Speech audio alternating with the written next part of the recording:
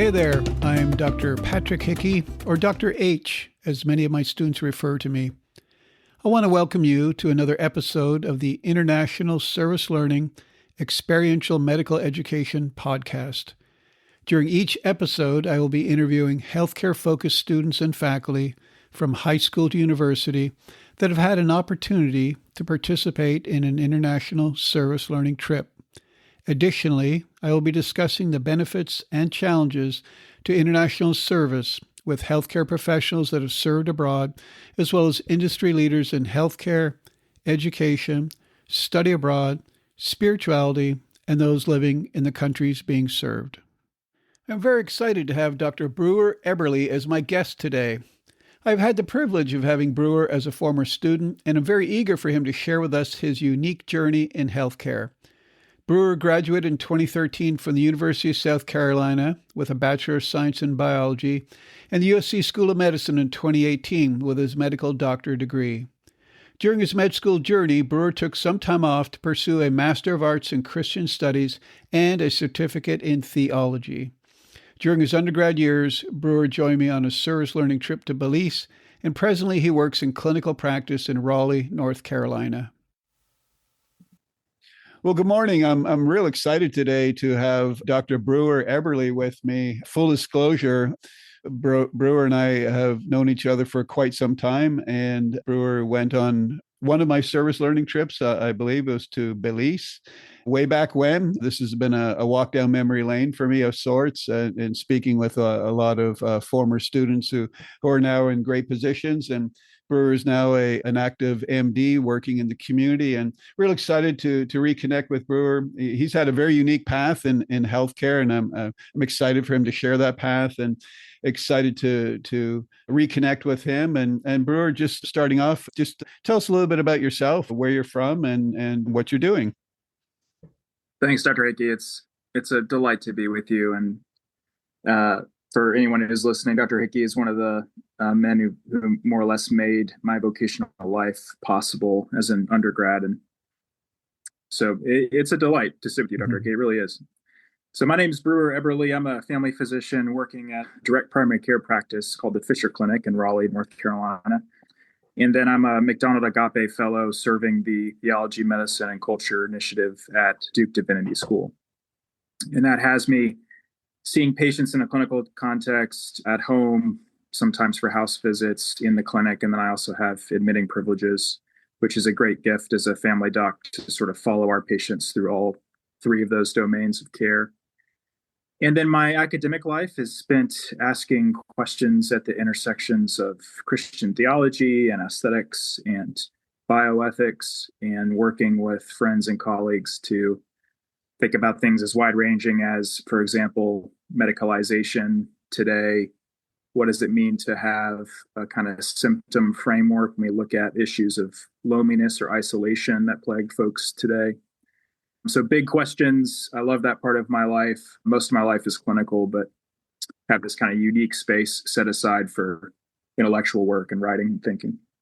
Well, Brewer, you bring up a lot of great themes and topics that few have discussed before. And I'm writing notes. First of all, I wrote home visits. Doctors still do home visits. Tell me about that. Yeah, it's a great, I don't want this to feel like it's sucking the air out of the room of your podcast to talk about direct primary care or something. But so we work in a DPC context called direct primary care. It's a model that's not necessarily familiar to most folks. A lot of people immediately think of it as concierge, but it's important to distinguish it from concierge in several ways. But it's basically a membership model of medicine in which we have completely disentangled ourselves from the system, quote unquote, meaning we don't take insurance, but that does not mean that we don't take uninsured patients. In fact, a lot of our patients are uninsured. And part of that's because our membership fee is less than $75 a month for adults and $25 for kids. So less than what a lot of people pay for their cell phone bill or for Netflix gym membership. What a wonderful opportunity. I mean, how active is that part of your practice? I mean, it's we're always on call. So I would say it's the FTE language doesn't apply to us. So it's kind of 100% FTE to speak in those terms. But I take Tuesdays for academic time. I've got 610 patients. My two partners have around 700 to 800. And I could talk about this at length because it's a part of my research life and academic life. But the average family doc today, average primary care doc carries something like 2,300 patients. But if you use the USPSTF's own guidelines for that, you'd have to take care of patients 18 hours a day, every day, 365 days a year to accommodate that panel. So in some sense, the direct primary care movement is inspired by reflecting on the carrying capacity of a physician sitting with suffering people who often require far more time than they would if you were only approaching them from, let's say, what is billable or what could be clinically actionable that day. So I'm rambling, but it's been a profound privilege to practice with these guys and to enter this form of care. And it opens up the possibility for home visits to kind of do the old school family doctor thing where you can see someone at home, see them in clinic, and then also admit them yourself and follow them in the hospital. And Brewer, from your perspective with direct primary care, where do the mid-level providers fit in? I mean, we hear about shortages of doctors. We see now more nurses seeking their doctorate in nursing practice, and we have the physician assistants, of course. Where do they fit into this part of your primary care practice? Yeah, it's a complicated question, as you might anticipate. So the maintenance of the relationship between us and our patients is so sacred to us that in some sense we're trying to remove any other people from that relationship. So we work on a kind of dyad system that favors as literally just me and my nurse and the patient. And so a lot of this would quickly become a kind of thicker conversation, but the role of NPs and PAs within the direct primary care, family medicine, internal medicine, pediatric world is not clear to me. And right now, I would say it favors not partnering with folks in those disciplines. And that's not to make any claim about value or worth. Most of my pediatric surgery rotation in medical school was given to me and taught to me by a PA in surgery. So my gratitude and love for mid-levels is real, but it would be in a different context. In our model, it's not clear to me it would serve patients in the way they're wanting to be served, which is a kind of direct access to one person who is caring for them, who can make sense of the hurricane of healthcare and all the other specialists and folks they're talking to. And unfortunately, a lot of our patients have been frustrated by experiences, not just with mid-levels, but with MDs, in the sense that they often feel buffeted about by a group of 10 to 15 people that don't know them. So I hear you, Brewer, and I think it's a very interesting yet challenging time in healthcare. yes. I've been in the business for over 45 years, and I've seen so many changes. I've seen the advances of practitioners to seek higher education. Back in the day, it was always that the MD was the captain of the ship. All the responsibility fell on the MD because they had terminal degree. But now you've got nurse practitioners, you got pharmacists, you got PT, OT, everyone with terminal degrees as doctorates in their practice setting. So I think we're still trying to feel our way with who does what and where does the responsibility end. And a lot of it comes down to basic communications. I might be misquoting Jaco, but years and years ago, I think they said that 60% of medical errors happen just because of simple miscommunications between the care providers. Yeah, I'm certain that's true. You could make an argument that a lot of our model is trying to limit the possibility of miscommunication because it is so direct.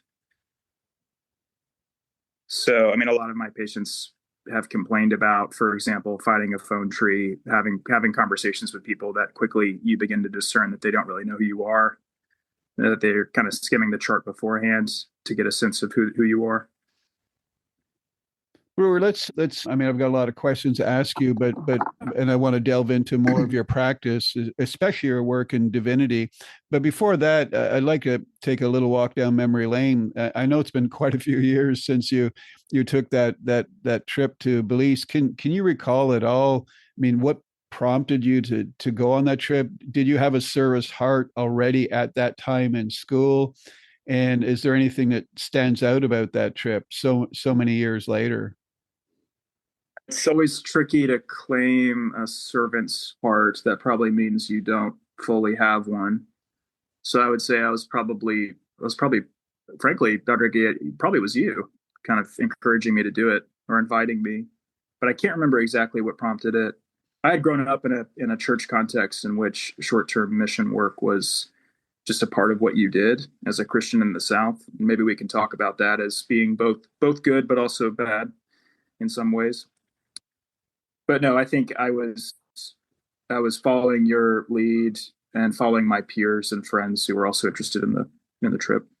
Brewer, expand on Christian in the South. I'm a transplant. I grew up I grew up as a Catholic boy in Canada, and when I grew up in the Catholic school system, our priests actually encouraged us to go out and go to other faiths and go to their practice sites, which for me Yeah. was intriguing. I mean, I recall going to a Jewish synagogue, and then I recall going to a Baptist church, and for me it was very, very exciting. And I'm not sure if we did it when we went to Belize, but on most of my trips, I would always try to take my students to a local church to see a service just so they could reconnect with the people in that capacity. But Christian in the South, that's a new expression for me. What is that all about?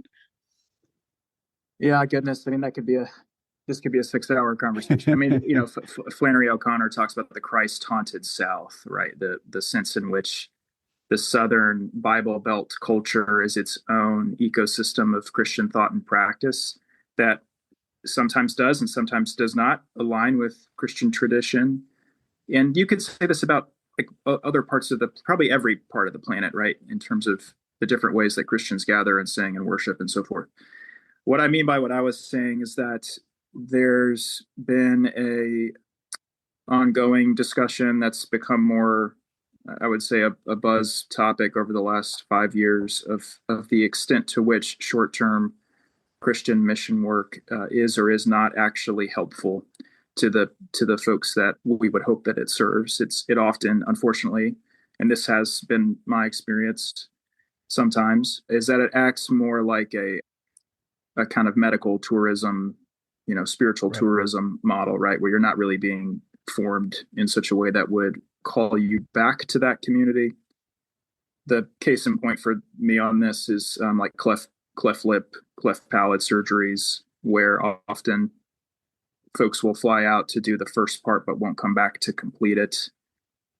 The other kind of classic trope, I guess, of this is the youth group that comes to help build a building, and they do so at 10% the pace of the folks who are already there trying to build the building. And so it ends up kind of wasting a lot of time and resources. Yeah. So there's just a tension. There's a tension in the kind of Christian subculture, I suppose you could say, of what does it mean to participate in things that will actually form you to be the kind of person that loves your neighbor where you are, and versus forming you to be the kind of person that dips into service in a kind of vacation context once every few years, but that doesn't necessarily change how you then come back home and love and serve the neighbors that are actually right next to you. Well, it's an Does that make important, sense? yeah, It's it kind of does. a long-winded answer. No, that's an important point, and I appreciate that, because I always share with my students that we've had this wonderful opportunity to travel abroad and to render care internationally, but there's more work to be done in our own backyard. Right. We can do the same thing that we did in Costa Rica, Nicaragua, Belize in our own backyard, so we don't need to go internationally. The challenge, though, for our healthcare focused students who, as you know, maybe learn some of their basic skill sets by taking blood pressures or vital signs or diagnosis, it's very challenging to get those same experiences here in the United States. So we kind of sort of double dip. We take advantage of an opportunity where there's an underserved population. We do render healthcare, and a lot of students, Brewer, feel it's just a band-aid on a bigger problem. And as you know, we treat, we leave, 2 weeks, 3 weeks later, the medicine is gone and they're back to where they were. But I feel the most important thing we can do is educate and empower the people to try as best they can to take care of themselves in the situation. So if we simply went down, put a band-aid on a problem and walked away and thought we did good, we'd be making a big mistake. And that's something I've tried to reinforce with all my students, all my courses, that we don't want this to be medical tourism. We're not experimenting. We're not working outside our scope of practice. As you know, we do work very closely with faith-based groups when we go into these homes. And when we do go into the homes, it's not unusual. In fact, it's normal to see pictures of the Virgin Mary or Jesus. And there is a strong faith in the groups in the homes that we go into and the communities that we serve. So I agree. We have to be very careful. It's a fine line on the medical tourism and are you doing as good as what you can do? Yeah, but I think just being aware of it and naming it is obviously the first step. So the very fact that you are making it a conversation in the room is critical. Brewer, how important is faith in healthcare? I mean, that's a huge question, but I being brought up Catholic and having taught nursing at the University of South Carolina, Florence Nightingale is representative of nursing and is a nursing leader that we look to. And she said, and I don't know if you know this or not, but she said it was a calling from God. And a lot of nurses have felt that the profession of nursing, I'm not sure about medicine, but they have felt it's a calling. And I didn't go into nursing on my own volition. It was a faculty member in my high school that saw something in me that I did not see in myself. And I can still recall to this day when she said, "Patrick, I think you'd make a great nurse." So I believe that my faith, in my case, my Catholic upbringing and the want to help people helped to drive me into this profession. But going back to the question, how important is your faith in healthcare?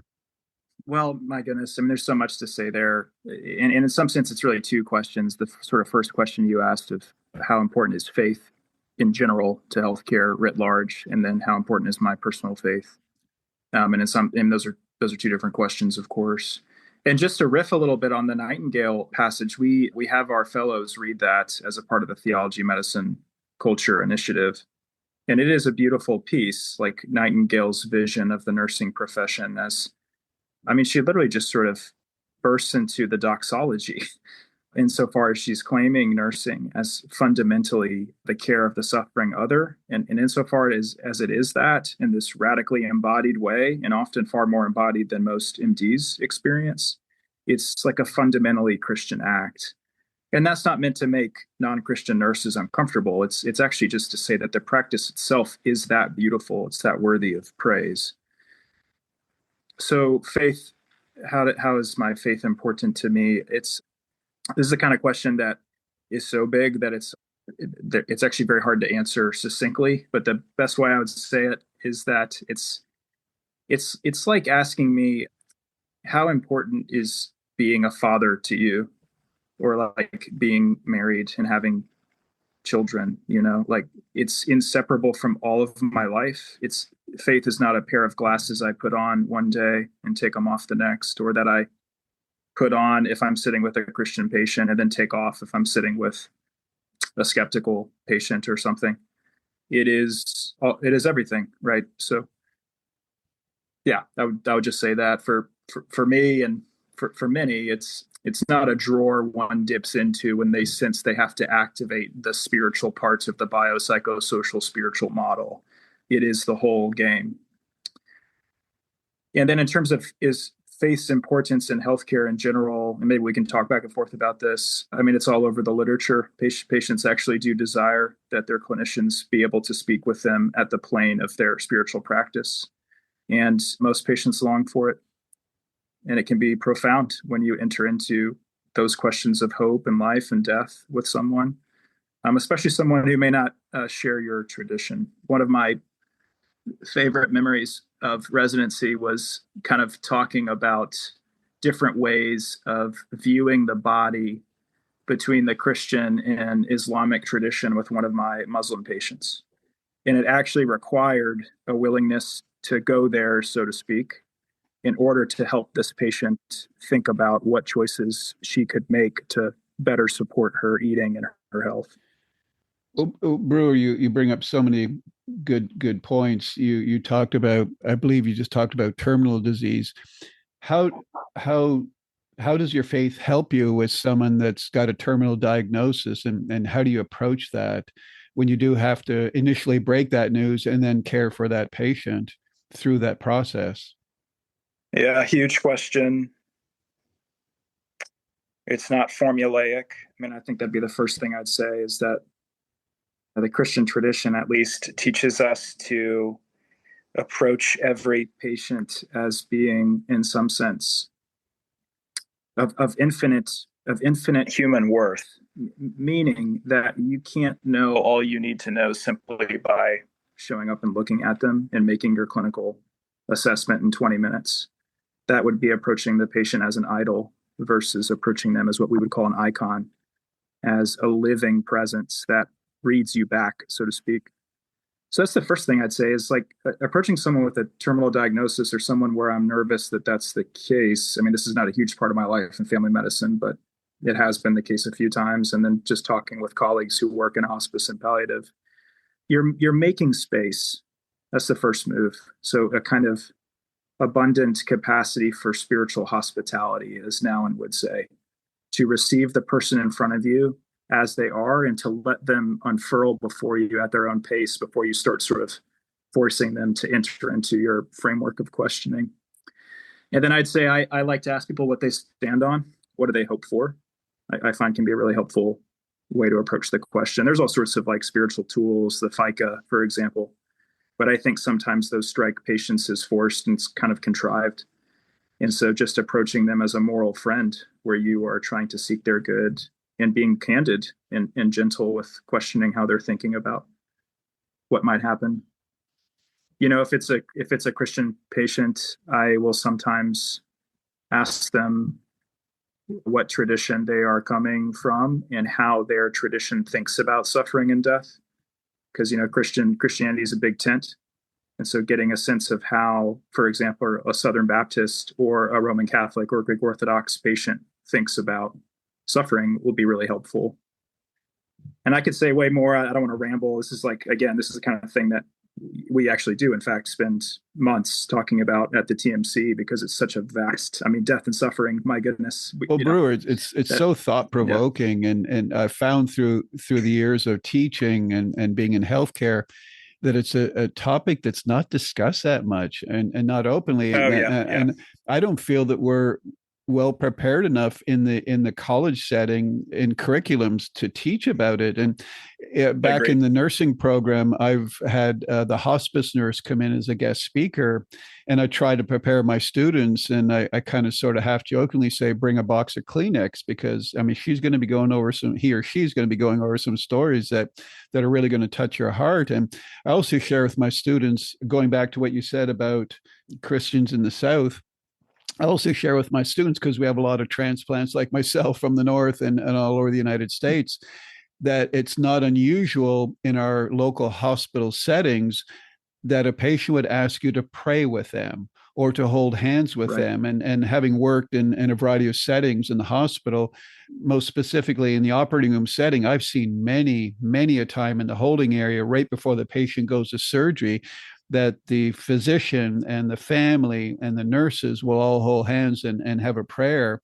And then Brewer, one of the most stunning things that I'll never forget was a physician that I highly respected, pediatrician, Dr. Glasser, who I believe had done some mission work in Africa. I can't recall his history. But at one point, just before he was to make the incision on a young child, he stepped back and he started praying in the operating room for God to give him the strength to save this child's life. It was a wow moment that I've never experienced since then. I mean, it's just amazing. But you spoke to that earlier about the Christian in the South, and I've tried to prepare my students, but sometimes I get flack, I hate to say that, from the students that, you know, Dr. Hickey speaks too much about religion in class. And I guess where I'm coming from, I'm just trying to prepare them as best possible. And what I say is, if you're agnostic or if you can't meet the needs of the patient, simply go out and find someone else that can serve the patient, that can help them. No, I think that's wise. I mean, I agree. Although well, first of all, I'm glad your students are raising the flag. I think that's important to be able to receive pushback from learners. Obviously, I do think we're in a. I mean, I hear this all the time from educators, especially with medical students, is the kind of perennial fear of foisting your religiosity onto the patient. And then every interaction becomes marked by a kind of relentless respect for the patient's autonomy, where you end up arguably sacrificing them on the altar of their own autonomy. You kind of extricate yourself from any sort of moral responsibility to guide the patient. And that's not good medicine. It's not good medicine to let a patient self-actualize their own suffering and defeat. And I do actually think we're in a season in medical training in which that idea has become more and more feasible in the mind of the learner, to just let a patient self-direct everything, including even perhaps their own suffering. So when you bring up something like religion, it's a threat to that vision of a kind of contract-based autonomy at all costs way of viewing people, kind of consent-based, contractual-based obligations over and against any kind of moral obligation, any kind of like bare human goodness obligation to each other, to approach each other in a sense of love, if I may. Mm-hmm. So yeah, I think the wisdom of encouraging students to at least find someone who can speak from within that patient's own tradition is great, because you'll also see in the literature that, for example, the kind of melting pot approach to these questions, in which you treat, in which the kind of one size fits all chaplain approach, for example, and I have great respect for chaplains. I'm thankful for them. So please don't hear what I'm not saying by this, but it often does not serve patients who have religious and spiritual traditions to partner them with someone who is speaking vaguely in a way that would imply that it all kind of doesn't matter and it's all true and it all depends on what you think and your perspective and all this. That's often alienating to people in their times of suffering. So again, being willing to have an open pluralism model where you can entertain multiple ways of viewing the world and seek out the patient's good while being candid and direct about what you think, and inviting the patient to be candid and direct with you. Brewer, I know the theme of our talk today is heavy on the spirituality side, but I do that intentionally because your path in med school is a little different. Tell us about that path in med school, and you took a little bit of time off, and you had a different focus, and where you're at now with your theology. Yeah, thank you. And again, I don't mean to hog the time, so please just interrupt me if I'm rambling. But I struggled in med school. I really did not encounter the rich vision of medicine that I heard in folks like my dad and my grandfather, who are both family doctors. And frankly, Dr. Hickey, not necessarily the vision that I was given in undergrad, not necessarily from you, but just this sort of high metaphysical calling that I felt like I was building, that trips like the ones we took to Belize only further kind of romanticized, probably. Now that a lot of that is likely just due to my naivete at that age and sort of lack of maturity. But I was a kind of textbook idealist, enchanted medical trainee who had not yet been properly disenchanted, I would say. So I struggled a lot to buy the vision of it. And, you don't buy the vision, you don't perform well, and no one wants a clinician whose heart isn't in it. So I didn't want to give up, but I took a year off. I had met a guy named Farr Curlin at a medical ethics seminar through the Witherspoon Institute at Princeton, and he invited me to come and study with him in this new thing called the Theology, Medicine, Culture Initiative. And it totally changed my life. And it gave me the resources of what you're talking about, which is philosophy of suffering, like theological anthropology. Are we machines at the end of the day? It's remarkable how one can go through all of medical training and, for example, never entertain the question of what medicine is and what medicine is for, or even what health is. So that year was spent interrogating those questions, and it just totally rejuvenated and overjoyed, ready to redouble commitment to the practice, but not in an idealized way. I think now what C.S. Lewis would call the re-enchanted way, which is where you can hold the horror and the glory in tension. You can hold the hard things about medicine in tandem with the things that are joyous and worth celebrating. Now, what do you do with the divinity school, Brewer? What's your role there? So, the Theology, Medicine, Culture Initiative is a space that welcomes clinicians of all disciplines, not just MDs. So public health students, nurses, PTs, OTs, anyone called to the healing arts to gather together in fellowship to study and pray and think about all these topics I've been talking about. And that has me doing all sorts of stuff. A lot of it's kind of just bare bones academic fare, leading papers, editing other papers, kind of just contributing writing. A lot of it's more kind of think tank type stuff.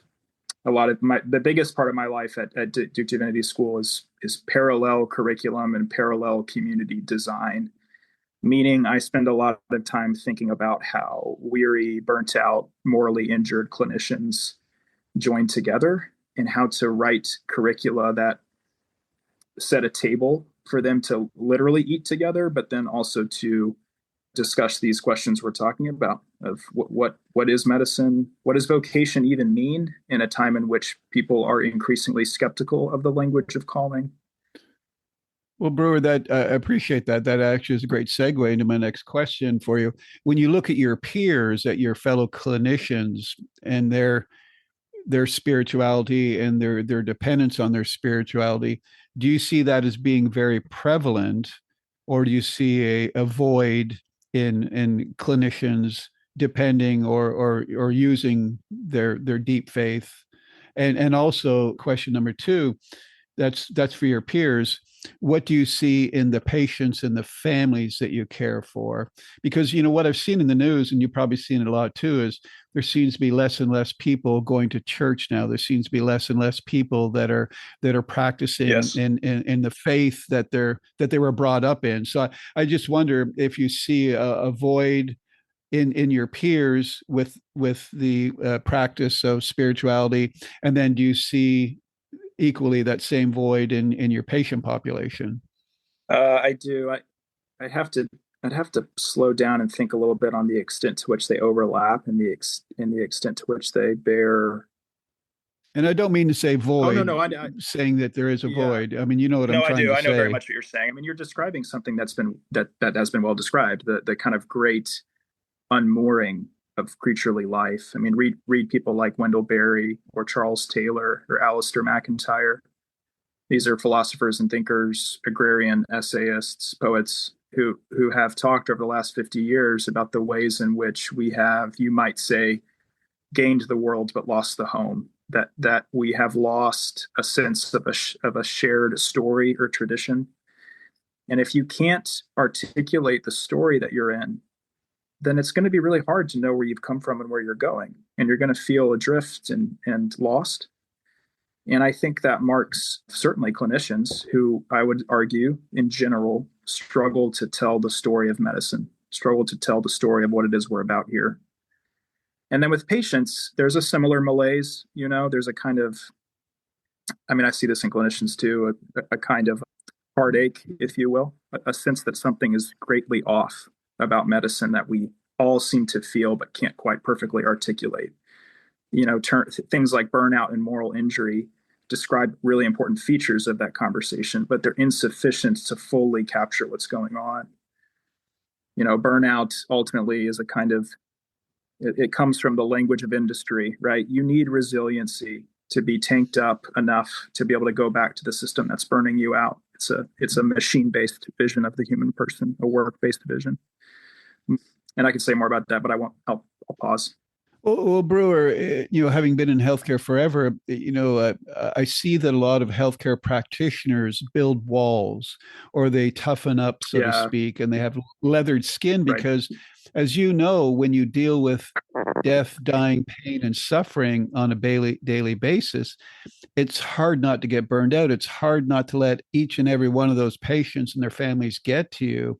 So we collectively as healthcare providers sometimes have to build a wall to our emotions to where seemingly we don't get connected. We are connected, but on the exterior, sometimes we're not showing it and we push it deep down inside. I mean, what do you say to that? I think there's lots of thoughts come to mind.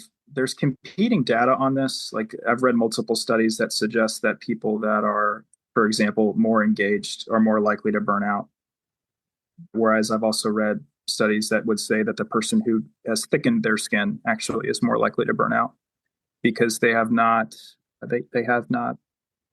been freed to practice emotional flow, you might say, throughout the day and just respond properly to the things in front of them. Oh, I like that. That's great. I appreciate that because I share that with my students quite a lot. That I often give the example of when I first had to tell a patient's family member that we had lost their significant other.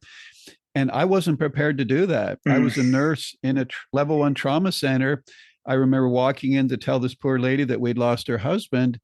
And she just jumped up, started crying, wrapped her arms around me. At that point in my life, I was young. I was a new nurse. I didn't know what to do. I was like a robot. I didn't serve her well. My emotions were trapped inside me, and I didn't know how to cry. I didn't know how to console. I didn't know how to comfort. I didn't know how to hold. No one had prepared me for that. So I try to share my stories with my students because I know that every one of them are so fearful. That's great. How am I going to respond? What am I going to do?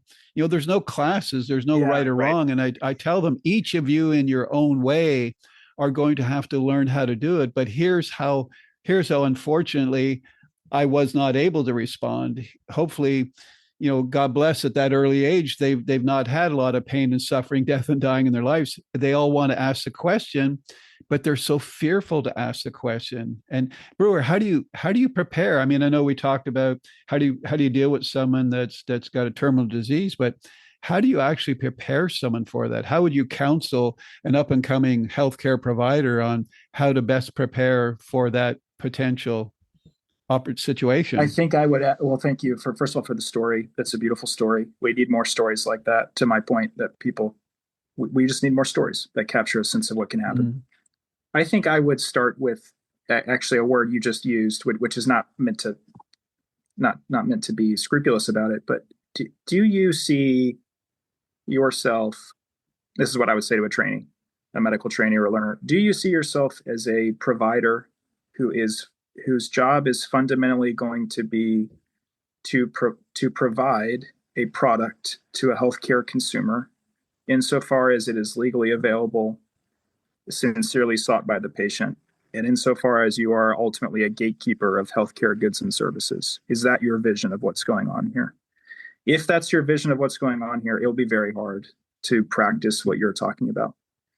If you see yourself as on the other hand, a moral practitioner, as a practitioner of this healing art that's been handed down and changed for centuries, that has always had this relationship with calling, that has fundamentally changed even the kind of base assumptions we have as a society. For example, that sick people deserve care regardless of their ability to pay, that suffering children should never be abandoned ever. I mean, these are profound ethical assumptions that we often take for granted.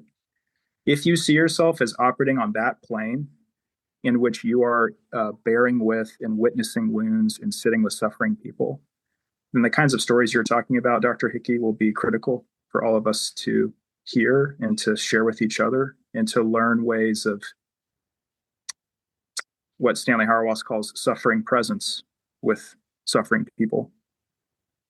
I'll share. I mean, some of the most profound moments in my career, as short as it's been so far, I've only been out of residency for a little over 3 years, but some of the most beautiful moments of my practice have been times in which tears were shared.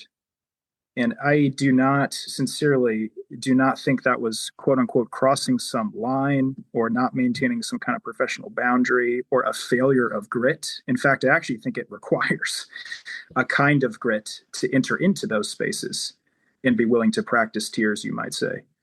But without exception, patients find that to be a moving form of accompaniment and solidarity.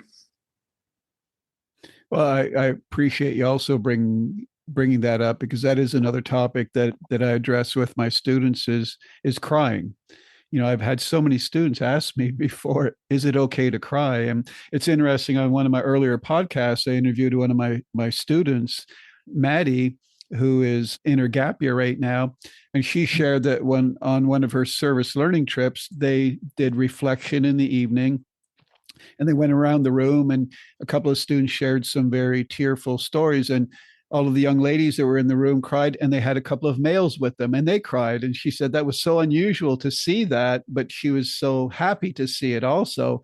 And I bring that topic up in my class quite frequently, that in the beginning, I did not know how to cry. I did not know it was acceptable. I did not know how the family would receive that. But as I grew into my profession, as I grew into nursing and caring for people, I found, as you shared, that it was such a joyous moment that I felt like I was part of the family, and the family appreciated that. And I think it's genuine from the heart when you're open yourself up and you can allow yourself to cry and to experience that.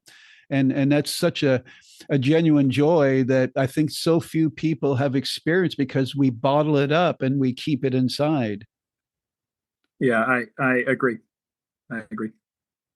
Yeah. Brewer, jumping back just a few years to Belize, do you think, or do you recall of anything on that trip that has affected you in your daily practice as you practice now in your family?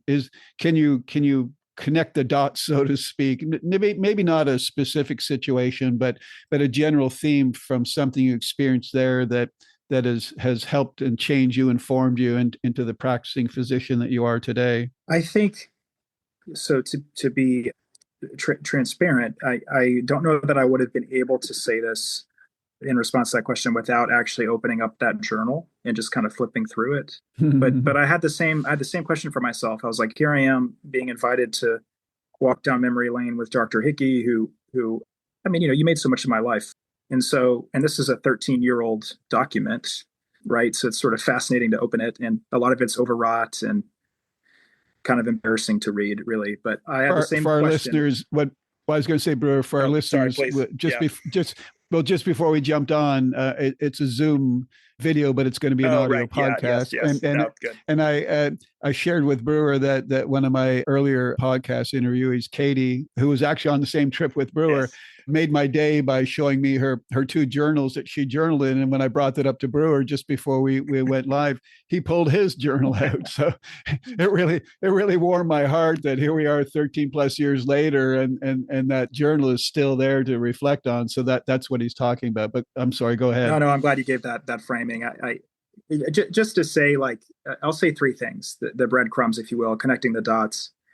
I think just how important it is to pay attention. I found that fascinating in the journal, the art of attention, and it gives a completely new definition to the at least from the medical side of things, that the physician is attending. It's not merely one who shows up on rounds, but has mastered an art of attention, which in Latin means to reach or stretch out towards.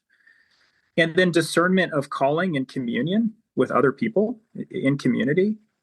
To your point, bringing up Katie, it was a delight to see Katie Lucas's name next to your name at the end of my journal, basically talking about how critical it is that this whole thing change how we come back and pay attention to our backyard.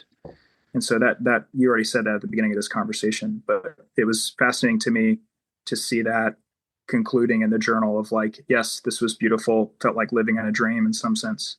But if it's not changing how you then return back to the work, then, what are we doing here?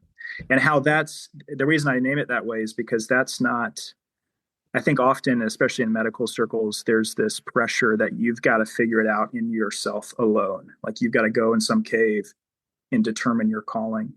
But calling's actually discerned in community. And that actually can free you from the pressure to have it, like, perfectly figured out. You can field your vocational questions to others and trust the people that have loved and guided you to kind of set you on the right path, which is what you and friends like Katie did for me in that season. And then I'll say one final connect the dot, which is just this principle of subsidiarity, which is fancy jargon for, like, local love, basically. That, like, the question of changing the world begins with the neighbor right next to you and how you treat them. And that's a huge principle of what we do in direct primary care. We're well aware the model is not a panacea. It's not going to fix all of healthcare.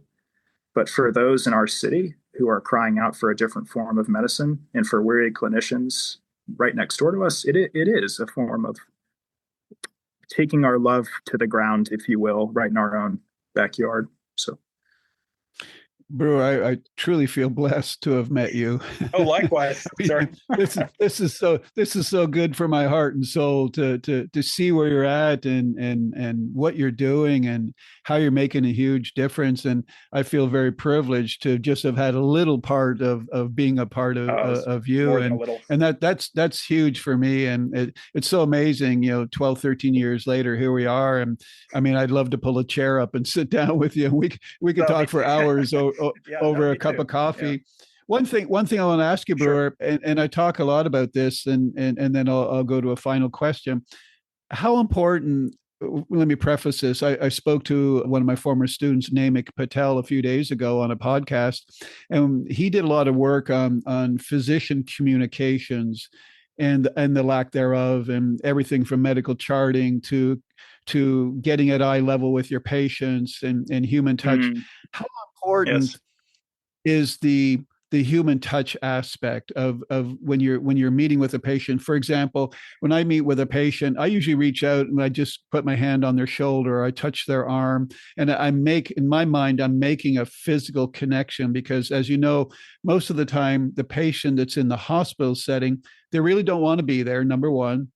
They'd rather be home with their family, and they feel that they're in a sterile environment. How important is that connectivity, getting down to their level, again, human touch or eye contact between the healthcare provider and the patient? Yeah, it's a beautiful question.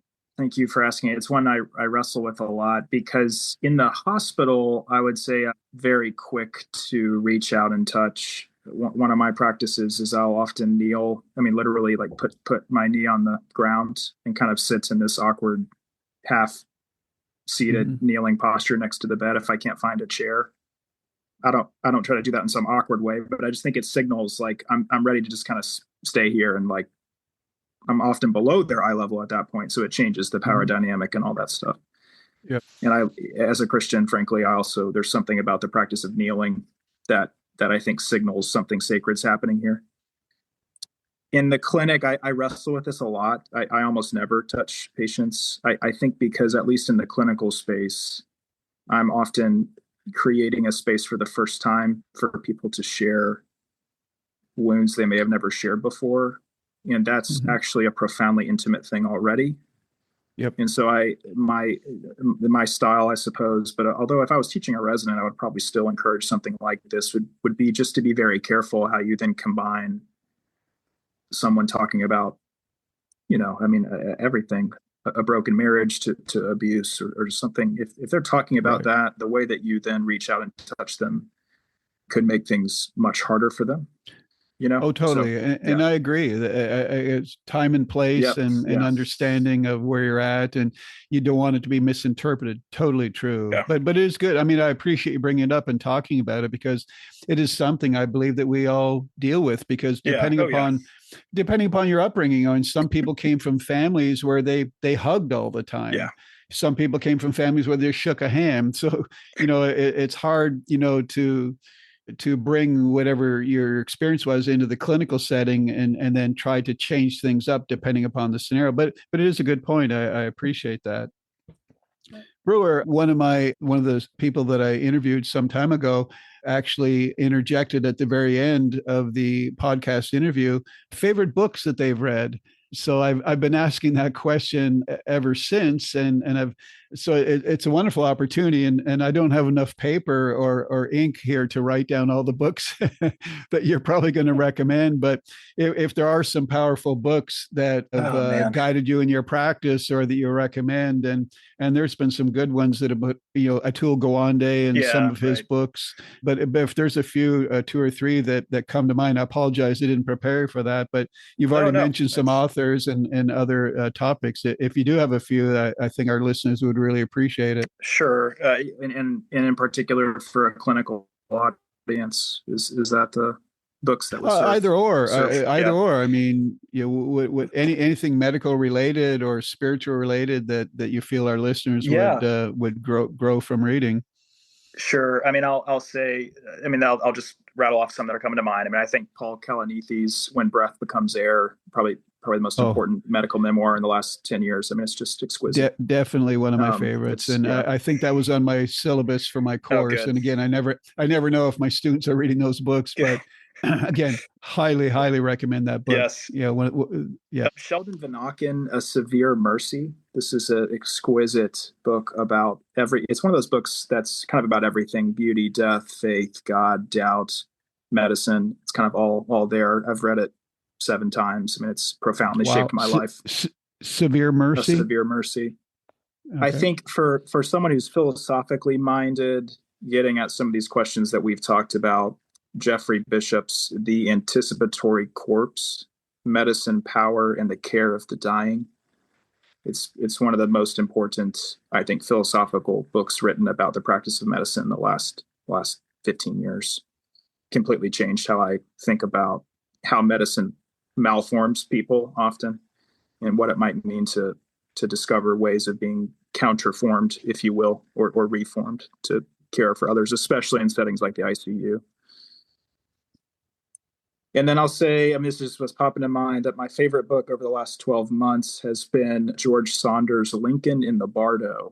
It's a fictional account of the death of Abraham Lincoln's son, where the entire story unfolds, where basically ghosts in the graveyard that Lincoln's son is buried within sort of debate with each other how to help Willie's ghost, who's Lincoln's son, move on and not tarry in the graveyard. And it's just an exquisitely tender, imaginative way to think about the death of children. So I know it's a heavy recommendation to No. But actually, I really appreciate the recommendations, because, when I first started teaching in the College of Nursing, one of my students was working in pediatric oncology, and I said to her, I recall saying, how can you work in that environment when a good number of these young children probably aren't going to see their next birthday? And I always recall what she said: Dr. Hickey, just imagine how much love I can give them in the little time that they have. So, it's a way, the tears and the love and the connections with your spirituality and knowing what words to say and being there in their presence. I mean, all of that together is just, and this is from a young student. She was older than her years. She was so mature to be able to say that. Just imagine all the love that I can bring. So I think what it boils down to, Brewer, at the end of our conversation, is just, that deep passion and that love for others, that if we have that, it'll get us through whatever scenario. And I think some of the books that you've recommended will probably better prepare us. I mean, When Breath Becomes Air, huge. I mean, yes. How do you deal with something like that? And I've read it many times myself, and I look forward to reading some of these and sharing them with our listeners. And Brewer, if there's anything that you can reflect on for those people that are sitting on the fence, whether they're pre-med or pre-nursing or PT, pharmacy, OT, that have an opportunity to do a service learning medical mission trip like what you did so many years ago, what would you recommend when they're on the fence? Is this, when they're scared of going to another country, they may have never flown before, they're worried about the language or the food or the culture. Is there anything that you would recommend? And could you share with them what that experience has helped you to do in your existing practice? Sure. I would say, if you're on the fence, take a step back and discern why. I mean, this seems like such an obvious thing to say, but I mean it seriously. Like, pass that question to trusted advisors and friends who love you and care about you, because that community cares about you and loves you and knows you. They're going to guide you where you're struggling to get off the fence. So who's going on the trip? Who would be with you? That's the first people I'd talk to with that question. And then just to say, you have no idea how these trips can become lodestars in your story and might crack open possibilities of vocation and possibilities of virtue that might not otherwise have been there. They might hold some tensions, like the medical tourism thing we mentioned earlier. Right. But even that might equip you to see things you had not seen before and to maybe reform the very practice of international service learning or short-term missions to be more faithful to the communities that we serve. And so that's what I'd say. Well, Brewer, I appreciate that. One last thing, Brewer. I keep saying last thing, but one last thing is I kind of struggle a little bit myself with legacy. When I wrote my Seven Summits book, my chapters weren't 1, 2, 3, and 4. They were balance, wellness, potential, success, and the last chapter being legacy. And I at the age of 70, maybe on the downhill slide a little bit, but I reflect on life a lot more obviously now than maybe 10 or 15 years ago. And I kind of struggle personally with the legacy part in that, have I done enough? What more can I do? And at the end of the day, I know you don't think about it when you're younger or even at your age, but when you're older, I don't know if it's common. I mean, because you may have an older population, but I kind of struggle myself, and I try to continually put myself out there. But how much is enough, and when do you settle on what you've done? And I mean, I'm not doing it for the recognition, but I continually see a need. Excuse me. In my case, I continually see a need for mentoring, and I still today in retirement mentor a lot of healthcare focused students. How do you address legacy?